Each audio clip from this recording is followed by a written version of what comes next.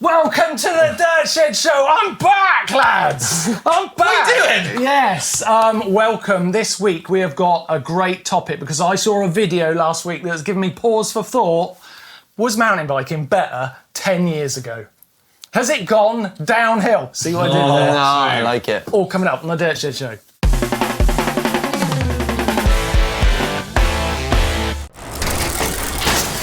Right, nice to be back, lads. Yeah, how'd you get in? Yeah. I thought we took your fob away. Me and Ferg have got a system. I Right. can get in round the back. Let's get into it this week. James did a video the other day. I watched it. I was at home in my kitchen and I watched him riding this beautiful Cannondale. Isn't it beautiful, that Cannondale? It is, yes. Oh, Cannondale's beautiful. I'm not sure about the bull bars on the side though, the horns. You don't know what you're talking about. Right. It made me think, that bike, doesn't it look different?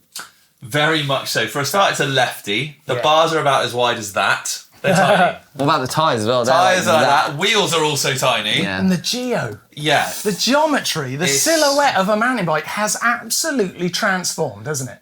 Massively. It doesn't. Massively. It actually doesn't look like the same thing. But Yeah. I remember back then. I mean, obviously it was better then for me for other reasons. But back then, ignoring my issues, right? I'm not sure if it's got better, has it? So you think mountain biking was peaking 10 years ago? It was definitely simpler. I would say, like, you know, back in the day, you just got out on your bike. I had a 26-inch Saracen Mist DH. Yeah. It had like 413 mil like reach. It was tiny, but it was amazing. I knew nothing different. I pushed up a hill because enduro bikes had 10 to 30 6-tooth, so I was like, I might as well push a downhill bike up the hill. And I used to hit 4 corners in Surrey Hills, and it was mint. Like, what's... It's true, you're right. I mean, similar to yourself, Ferg, I look back 10 years ago, I did my first EWS. Yeah. And I looked at the bike I was riding. It was a Lapierre Zesty AM527. Nice. Yeah, there you go. Yeah. Catchy name. Yeah, I know, it rolls off the tongue, right? And like Ferg said, it had a 1036, and we used to run a 36 tooth up front, so it was like a 1-to-1 ratio. Yeah. And it was incredibly hard. 27.5-inch wheels all round. And it was great fun, and it was just simpler, but I don't think it was as good as the bikes we ride now. But wait, that was your first... That was my first EWS race. Because, I mean, that's 27.5. Yeah. I mean, I feel like we need to go back just a couple years more, because the 26 is where it really starts to look different. It looks like the bike's all wrong with the 26 now. And I remember back then, right, when someone said we were going to change the wheel size to 20 from 26 and go up, it sounded like absolute madness.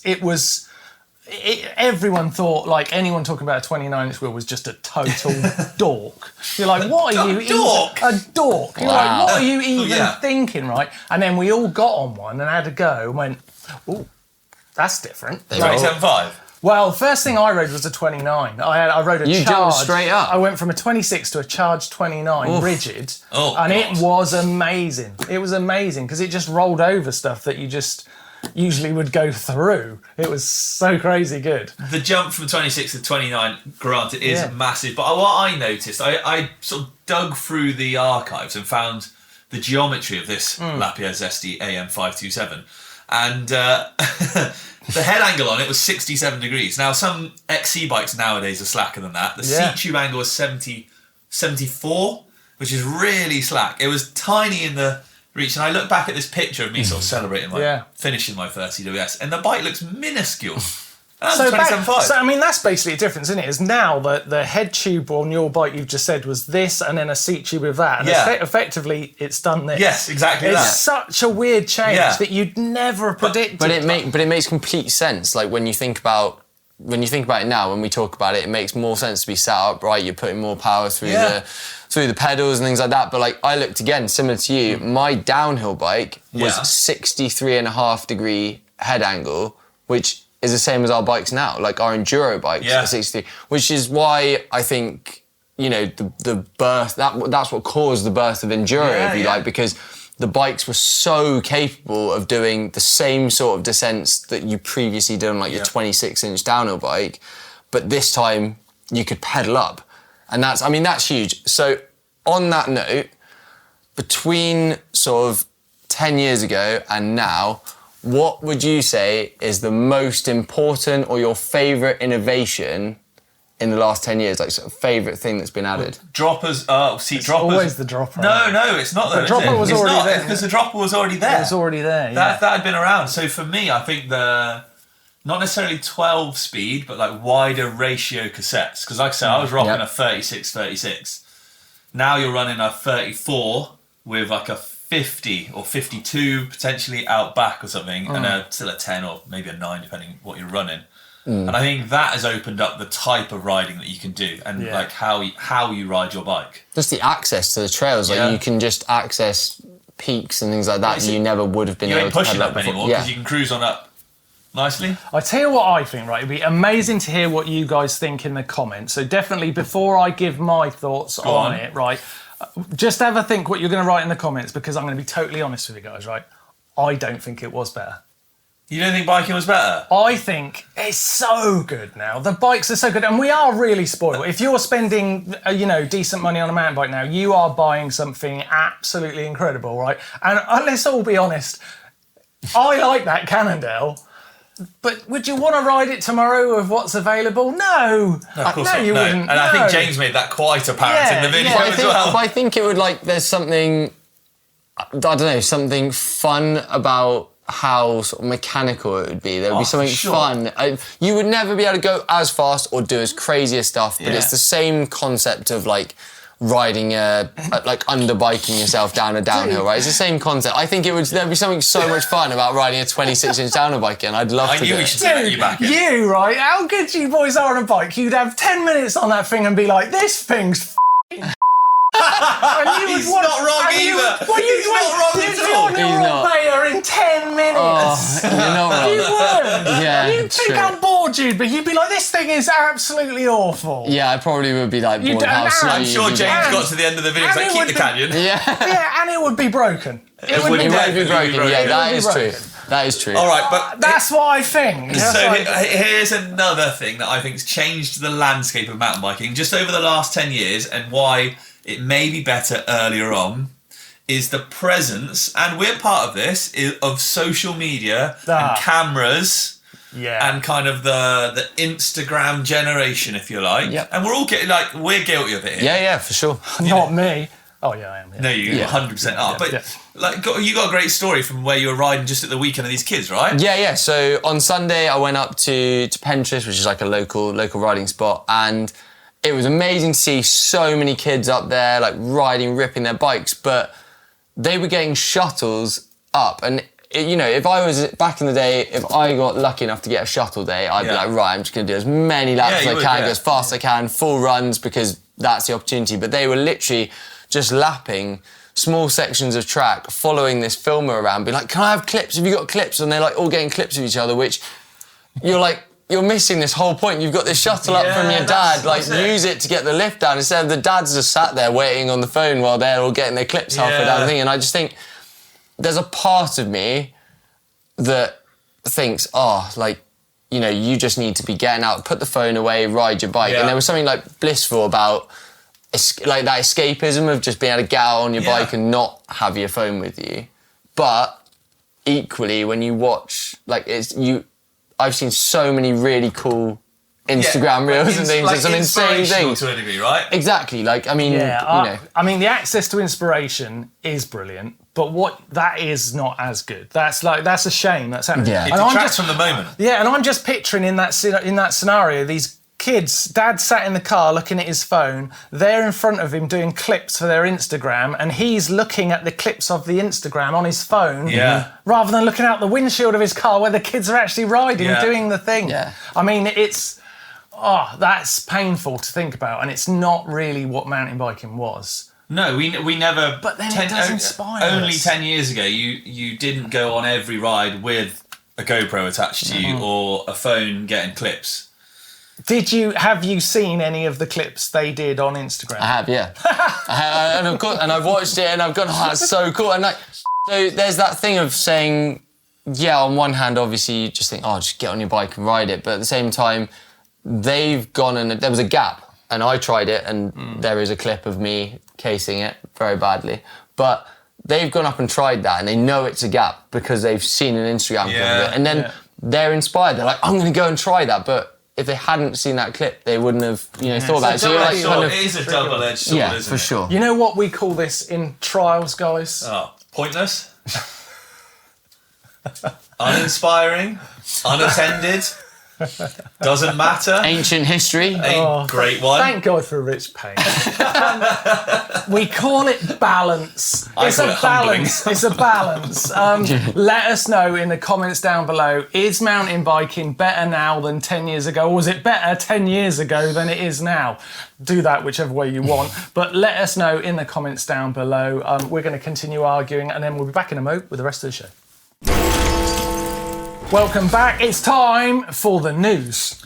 We have new pedals from Crank Brothers. We have a new Mallet DH, but this is Loic Bruni's new signature. So as you guys would have seen before, he had a Super Bruni pedal. He now has a new one, which is a bit of, it looks kind of gold, but it's not gold. It's bronze. Okay. It's not but gold. It looks very, very shiny. It's crucially the same pedal as the current Mallet DH, but it has 8 adjustable pins for side grip, and it is ribbed for better traction when unclipped. So yeah, pretty good. You can't say it. We're gonna have to move on. Can't say it. Can't say it without thinking it. Keep going, Ferg. What else has it got, buddy? So next up, it has a 57mm Q factor for stability at speed, 4-sided entry for superior mud shedding, and it comes in at a price of £189.99. And not gold. And not gold, bronze. Nice. Bronze, lovely. Right, Crankworks has announced a new venue, adding to sort of the Crankworks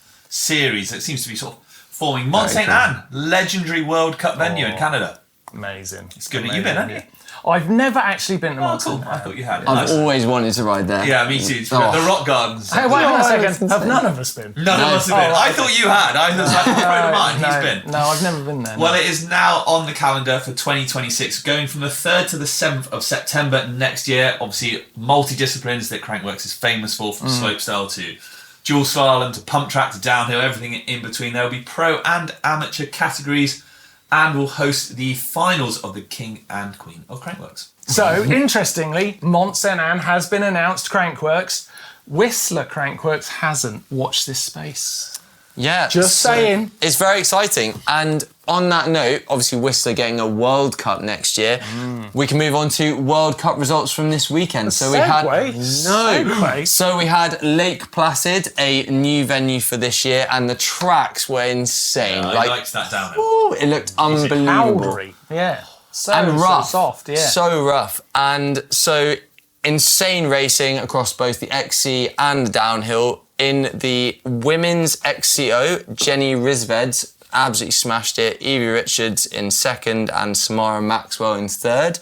The elite men's XCO, Christopher Blevins won and also won the overall. So he secured the overall with a round to spare? Yeah, with a round to spare. Not bad. Adrian Bodges, I've absolutely ruined that one. Bodges. But yeah, Mathis Azaro in third.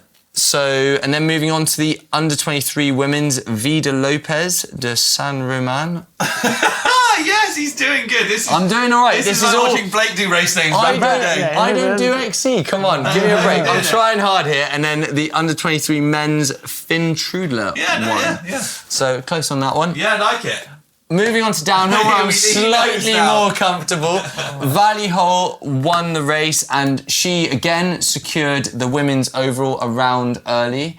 And as she said in her post-race interview, she is the cheapest going four-time overall winner because she currently doesn't have any sponsors. What a scenario to be in. Man, what some a of the scenario. fastest people in the world for a unemployed. team literally to collapse around her and then win her first World Cup of the year. Because she hasn't won a World Cup of the year. First one of the year and secure the overall. And then, as she referred to it, this is her version of a holiday. So she's going on the final round of the year for holidays. But she seems like she's been struggling all season in terms of like mentally struggling. But she is world champion and World Cup champion. But can you blame her with everything that's clearly been going on behind the scenes? I mean, like, you know, you can imagine when we hear about it, it's one thing, but that's clearly been going on behind the scenes where we haven't heard about it. Sorry, we're digressing. I felt bad for Kolb, who was new to the team as well. I know, joins first year and then boom, gone. See you later. It's hard times. But they've all had amazing seasons, fortunately, and through their own. Fifth. Exactly. So through their own hard work, they've got some really good results, and I'm sure we'll see them on some fresh, exciting new teams next year. But anyway, moving on, back to the results. We had Miriam Nicole getting second place and Sasha Ernest, which is amazing. So she's a first-year elite. So for her to get a podium was awesome. Yeah, track factory racing. Miriam Nicole getting second in a World Cup still. She just it's unreal, that woman. Unreal. Yeah, again, she was saying there was talk of her retiring, but next year is her 20th year racing, and it's Leger Worlds to finish it out. So she said she can't possibly retire. Nino, basically. Exactly. Doing a Nino. Into the elite men. Now this was such an exciting race, and it was wicked to see because you and I would have raced against him. Yeah. Luke Meyer-Smith winning his first ever downhill, and it was an insane thing, so emotional for him. His little brother, tears, didn't he? Yeah, literally, and his little brother, who's also a factory racer running for Pivot, straight there, got a fine, $200 fine for basically jumping into the paddock. And really? Yeah. And then Win Masters and some guys have come through and said they're going to sort it out because it was ridiculous. But it's like crazy to be getting a fine to go and celebrate your brother winning a race. Seems mad. But then you had Luke Shaw, again, local favourite, and he had a storm of a run but just messed up that first split. So bit of a shame on that one. Henry Kiefer having possibly the greatest first-year season of anyone. Really good, yeah. Yeah, really pretty insane. For the new up-and-comer, isn't it? Yeah, so third for him. Moving on to the junior women, we had Aletha Olstengard. I believe that's probably wrong again. Yeah, that's pretty good. She won the race with Matilda Melton and Alina Holstenbosch in third. Yeah. So, they were all flying, and there's a lot of nervousness about all those lot coming into the elite times that would have put them not far off, top five. All of the juniors this year have just been flying. They're just insane. So quick these days. And then finally, junior men's again, as we were saying, Max Alran winning, Asa Vermette second, and Tyler Waite third, and all of those guys. Asa Vermette? Oh, brilliant. He's done well. Oh, great. Absolutely flying. Yeah, so that rounds out the race, and I can't wait to see Mont-Saint-Anne. Yeah, and of course we've got the Bruni Jackson Goldston showdown to come, because those two are playing the roles, aren't they? Max actually would have come second in Elite Men's. Insane. That is nuts. That is nuts. Great racing, and it's all starting again. Yeah, well, they'll be practicing on Thursday. Yeah, next week. This is the final week, and Bruni is in a rush because he has a little one on the way. He does. He's got it all going on. Trying to get it done. Just quick, because that's still open and yet to be decided. Who do you think's going to win, Bruni or Goldston? Bruni. Who do you think's going to win? The Sultan of Bruni. Yeah, I sort of agree. Yeah. What do you think? Let us know in the comments. Yeah. Competition time. Right now, we're going to announce our Ergon competition winners. Yep. In a moment, we're going to tease you on that one. But just to keep you interested, right, how about I announce a new competition? Go on. I love this one, Toe Peak competition, where you can win one of their pro bottles, Z model. Yeah, the Z cage. The Z cage. That's just a real fancy carbon bottle cage. It's really nice. But this is a bundle. We've got 3 of these bundles available. Indeed. Because the other part of the bundle, right, let me say it right, it is the Torque Stick Pro 420 Newton meters. Yes. Right? The name don't roll off, but look at it. Look at this thing. Beautiful. Who doesn't? I love these Toe Peak tools. That's expensive as well. Yeah, it's really nice. Don't you just love it when it clicks off as well? Like, something so satisfying about it. Look. I love it. I carry my Toe Peak tool rack kit set with me everywhere I go. This is like the best prize. It's really good. If you want to enter and get one of those bundles, there's only 3 of them with the bottle cage and the lovely little ratchet set, right? You can enter the competition in the link down below. Did I do that right? Yeah, Mark. Yeah, is that right? Did indeed. That's correct.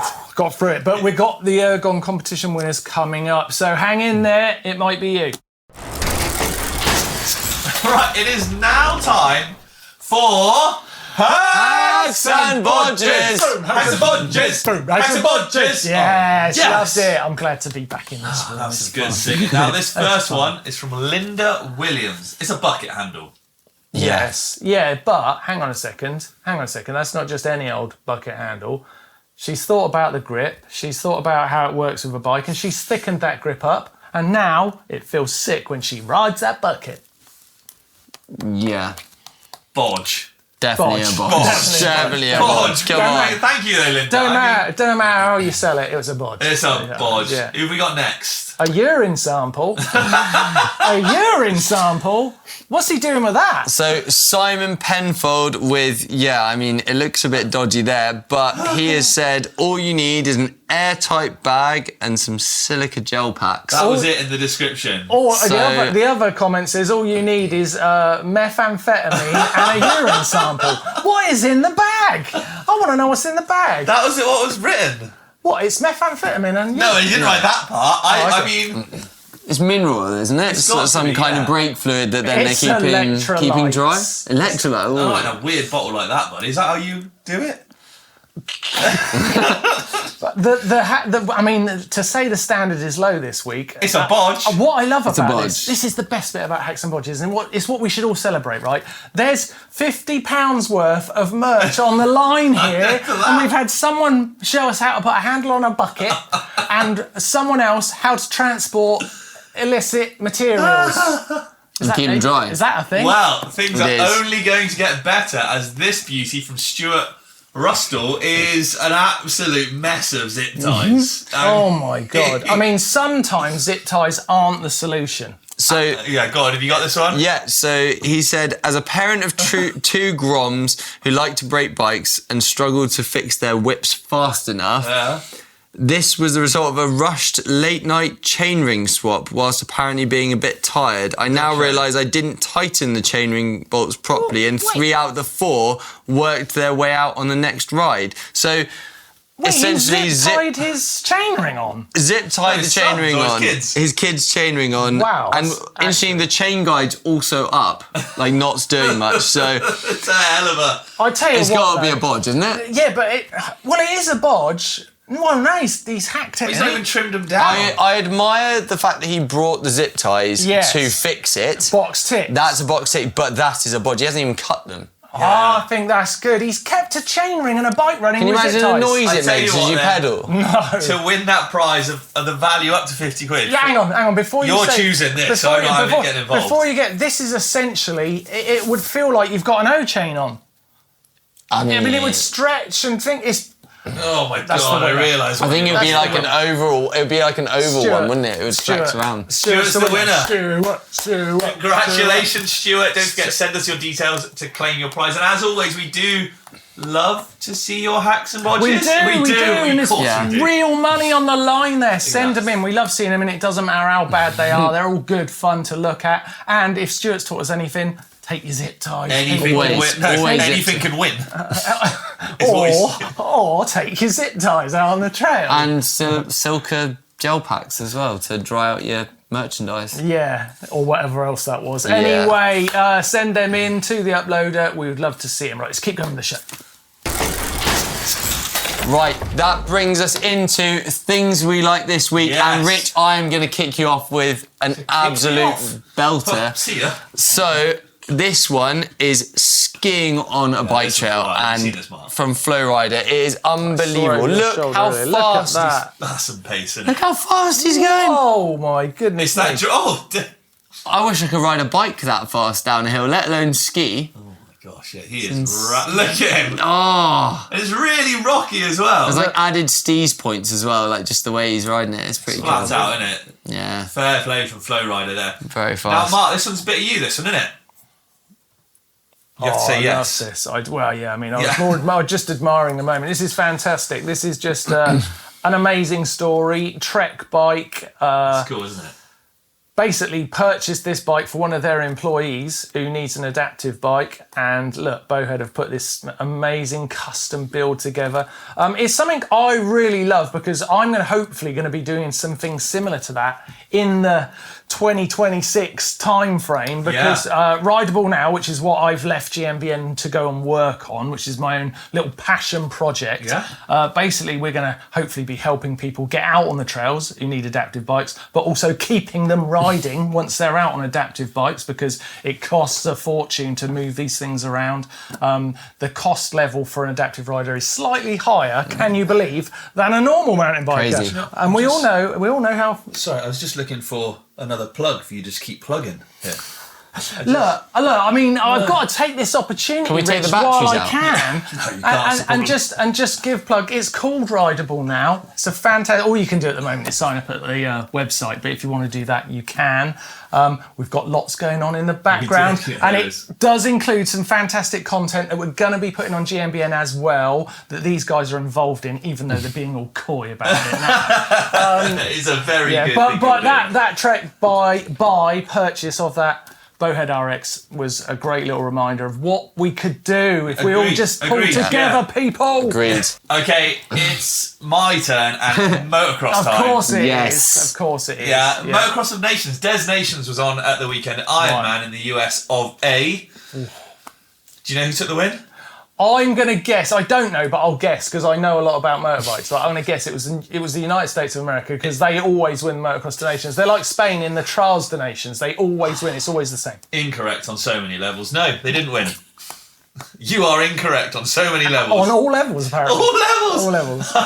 No, it went to Australia. Yeah. Wow. I mean, they had a great team. The Lawrence brothers They're carried unreal. it quite. But Carl Webster, very good rider in itself. America was second with a very good team, although they had a few dropouts at the last minute in Deegan. Where were Belgium? Because Belgium used to be the big team in the Donations. I don't know, but France got third, actually on joint points with Team America. It was really good racing, really good. Tomac was like Captain America. Masterclass from the Lawrences there. Not John Tomac, no. I love John Tomac. Yeah, I know about John Tomac, yeah. And that is some things we liked this week. All right. Now, Martin teased it earlier. The Ergon competition that we've been running has come to a close. Oh. But there are were two bundles up for grabs, including a set of HE2s, some GDH Valley Hole Signature Edition grips, and an SM Downhill Valley Hole Signature Edition saddle. Nice pack. And I can confirm the winners are, drum roll please, Miriam Nett and Paul Clarkson. Congratulations. That was pretty good. Fantastic. You have won those bundles. Please get in touch, and those will be winging their way to you. Absolutely. And don't forget the Toe Peak competition if you are still feeling like you could be a winner. Right, caption contest. So the picture was this of Rich and James. Cheers. Croissant cheers. Nice. So let's read some captions. First up, we have Jason True. When you finally make the top of a climb and find out this is all you have left. Yeah. Yeah. I'd take a croissant. Yeah. The top of a climb, Next one from Pure Filth. When you train all day for the ride, but the real competition is who packed the better snack. Yeah, I think James did because he had a pan of chocolate. Everyone does do that contest a little bit, don't you? A little bit. Right, a bit like, what you got? What you got? Remember when I brought them eggs? Eggs? Them boiled eggs, yeah. We had boiled They eggs. keep your hands warm, don't they? Well, these ones just made us feel sick. Yeah. You're meant to boil an egg, keeps your hands warm for 7 hours. They stay warm for 7 hours, supposedly. Or you just walk around with Yeah, cameraman trick once I saw. The cameraman had eggs in his pockets. Very bizarre. Anyway, I personally am a Haribo guy, but... for keeping your hands warm? No, for... Listen to him. Anyway. Cameron S523 says James practices an ancient form of divination, reading the baguette to determine which trail to take. I quite like that one. Yeah, I like that one. I like that one because of the word divination. Have you ever tried it? No. It actually works. No. Do you know what I do? Turn the tap on.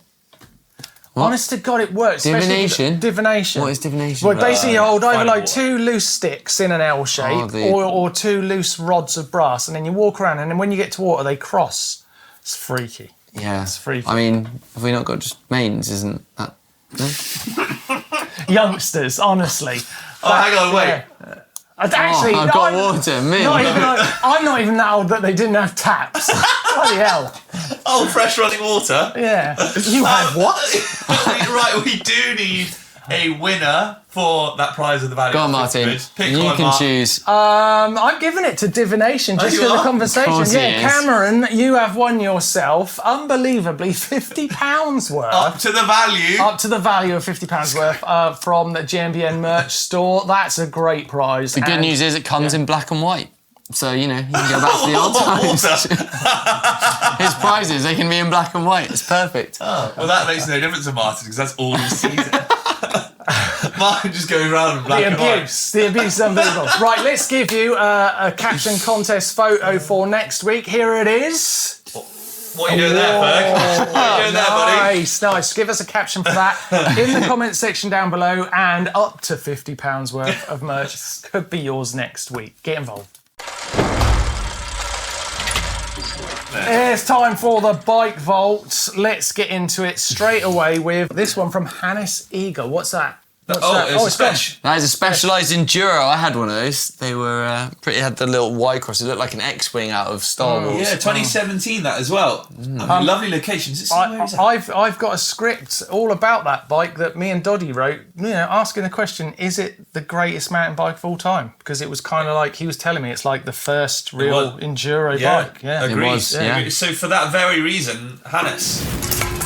Super nice. Makes sense to me. Next up then, Noah Richards aboard. Now just quickly ask yourself, guys, was it better 10 years ago? Ask yourself. That's a giant trance, and that was my first mountain bike. It's a giant Yukon. Oh, okay. Before. What was that? More or less travel? I don't know. I think that's less. That looks very similar to what I rode as my first mountain bike. Yeah. It's pretty cool. It's pure yuck. That's what it is. It's pure yuck. Let's call that. It's nice. It's nice. It's nice. It's nice. I like the blue grips. Matching pedals. More? You want to go more? No, it's nice. Right, this is a common self clash. Back to the future. Park bike. Free ride, yeah. Oh, there you go, straight away. No doubt. Look at it. Oh, this is a bit of James, this next one. This next one is a bit of James. I mean, that's a nice looking bike, though, isn't it? It's a good silhouette. We forgot to say whose clash that was. Jeff Bundy's. Jeff. Super nice. Thank you. But yes, you're right. This is a bit of James from Craig Redman here, isn't it? It's a bit of you as well, then. I wouldn't say no. That's a nice looking. It's got scale, I believe. Too, I reckon they got some spindles on them. Look at the size of that chainring. Yeah, that is a big chainring. Oh, he's got some Garber cassette on it. That's fancy. Yeah, that is very fancy. Nice. Shall I ring this bell? Yes. I'm out of my depth. Definitely ring it. Yeah. Can I just read this little bit he's put on it? It says, what's the point of a gravel bike when you can have this? Exactly. He's not wrong. Exactly. Not wrong. What's next, bud? Oh, we have a Commensal Meta from Richard Voisin. Can I just say, guys, I really like this. Yeah, I mean, look how the reds, like it's good. Yeah, I mean, instantly a super nice. Surely. Gotta be. Yeah, no, I like it. Isn't That's really nice. It's got it all right. 160 Lyric, 140 Super Deluxe. Absolute joy to ride. The only thing he says he'd upgrade it with is a DJI motor. Oof. That would be red hot, wouldn't it? Yeah, nice. Thank you for sending that in. Next one from Jeff Subtle. Oh, a bit of hardtail. Subtle. Bit of hardtail action. Yeah, tan walls. I'm liking this. Oh, what are the bull bars? Yeah, those inner bar ends. They're not. That's not for me. That. I'm giving that super nice. Oh, really? Okay. Yeah, I like a hardtail. Yeah, but do you like riding like that? Little bit. I've done some miles in my time, over 10 or 15 miles one time. Big time gravel guy now. I loved it. Yeah. All right, Jeff. Well, congratulations. That's a super nice. Right, William Hoffner. You can't ring the bell. As wicked a picture as this is, because it's non-drive side. It's not allowed. But it's not allowed. It looks amazing though. Exactly. That's the problem, William. Come on. It's non-drive side. I've got rules. It's got to have some rules, mate. You got to live by something. It is very nice. And then that is it. Oh, it's a great bike vault. It's a great bike vault. It is a good bike vault, isn't there? There are some really good bikes. Thank you very much for sending them in. As always, keep them coming. Link is in the description down below. What you got coming up on the channel this week, guys? I can't wait to watch. We have lots of new stuff. Firstly, we have James teaching us 6 ways to ride more like Tom Pidcock. So I'll be interested to see that because, I mean, surely just more power and maybe a few less cookies in the old belly. Yeah, get insanely fitter Yeah, he's a earn lots of money, and more talented. Full factory, become more technically better. Tom Pidcock has proved though that you can earn too much money, because it was so much money, no one could afford him anymore. He moved to Monaco though, and that was perfect. He's doing okay. We don't need to worry about him, and now you can learn to ride like him. Fantastic. Yeah, it is, and we've also got. I'm just going to tease this one actually. A story. A massive feature story which has been months in the making, and I'm going to leave it at that actually. That's it, yeah, surprise. Let's keep it as a surprise. It's taken a lot of work in GMBN Towers to bring this one to fruition, and it's hopefully going to be with you on Sunday, so you're going to have to stay tuned to find out what that is. But that sadly is the end of the show. But just before we go, remember, rideablenow.com, head over. Can we unplug him? Like, where is it? Subscribe with your email. You can be part of the cause before it begins. Thank you very much for watching. Thank you for the support. Cheers, guys. See you later. Bye.